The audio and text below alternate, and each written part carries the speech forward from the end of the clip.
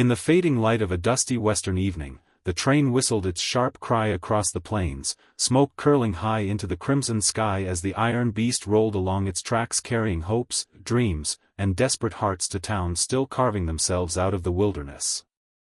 Among the passengers sat a young woman named Clara Whitmore, her gloved hands clasped tightly around a small carpetbag, her wide eyes betraying the fear and determination within her. Clara was a mail-order bride, promised to a rancher she had never met, in a town she had only read about in one of his carefully written letters.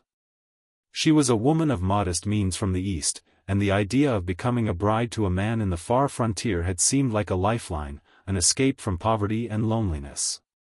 The train screeched to a stop at a small, weather-beaten station. Clara, still uncertain, stepped down onto the platform, the boards creaking beneath her shoes. She looked around, expecting to see a man holding her name written on a paper, but there was none. Instead, the station was nearly deserted, save for a young girl in a faded dress clutching a rag doll to her chest. The girl's eyes widened when they landed on Clara, and before Clara could speak, the child ran forward, tears filling her eyes, and cried out, "Papa, God finally answered us." Clara froze, her heart lurching as she realized the child was speaking to her, mistaking her for someone sent from above.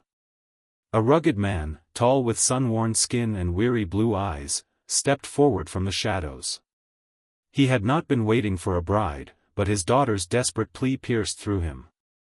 He tipped his hat and introduced himself as Samuel Carter, a widower whose wife had died 2 winters past, leaving him to raise his daughter, Mary, alone on a struggling homestead.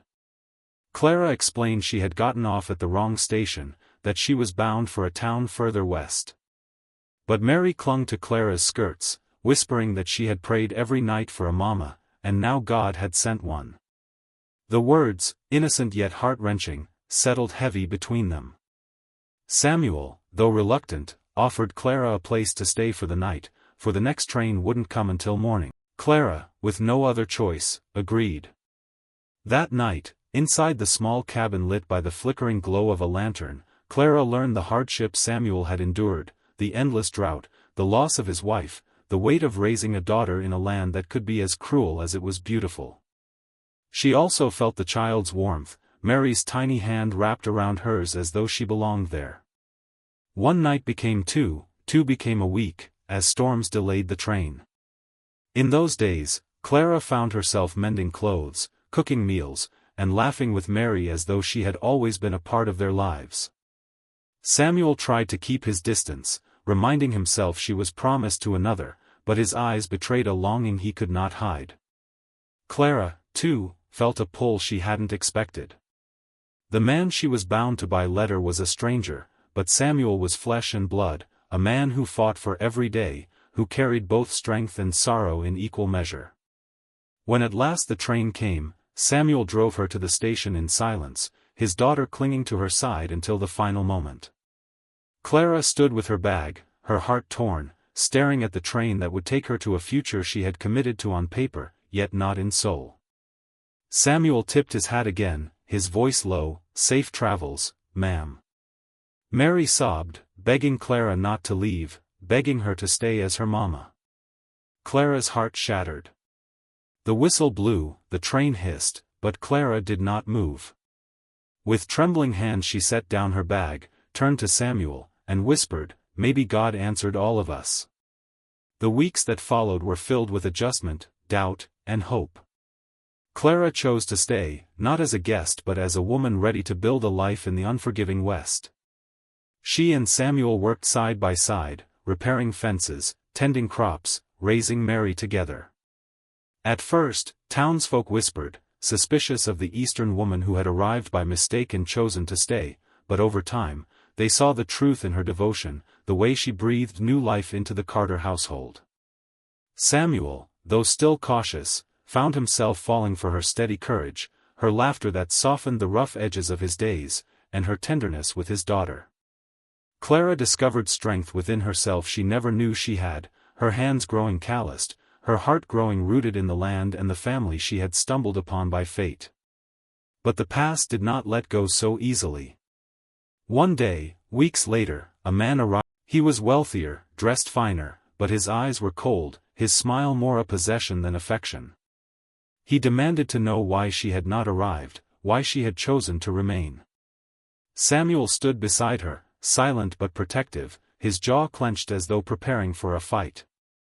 Clara lifted her chin, her voice steady though her hands trembled, and told the man she could not marry someone she did not love. The rancher sneered, accusing her of betrayal, but Clara did not waver. Samuel's hand brushed against hers, grounding her, and in that moment she knew she had made the only choice her heart could bear. The man left, angry and humiliated, vowing he would make Samuel regret this. In the days that followed, there were threats, fences cut, cattle stolen, but Samuel and Clara faced them together, stronger as one than apart. Their bond deepened in fire and trial, and one evening, beneath a sky of endless stars, Samuel took Clara's hand and confessed he had fallen in love with her, though he had tried not to. Clara, with tears in her eyes, admitted she had felt the same from the moment Mary called her Mama. They married in a small church with townsfolk gathered, the pews filled with smiles and laughter, Mary scattering wildflowers down the aisle as she beamed brighter than the sun. Clara wore a simple dress she had sewn herself, Samuel in his cleanest shirt, but to them it felt like a union blessed by heaven itself. Life was not without hardship, there were droughts, storms, lean winters, but together they faced it all, hand in hand, never forgetting the miracle of that wrong train stop that had led them to each other. Clara often thought back to that moment on the platform, when a little girl's prayer had mistaken her for an angel, and realized that perhaps, in some way, Mary had been right. For love had found her not where she was meant to be, but where she was needed most. And in the wild, unforgiving heart of the West, Clara discovered not only a husband and daughter but the home her soul had longed for all along.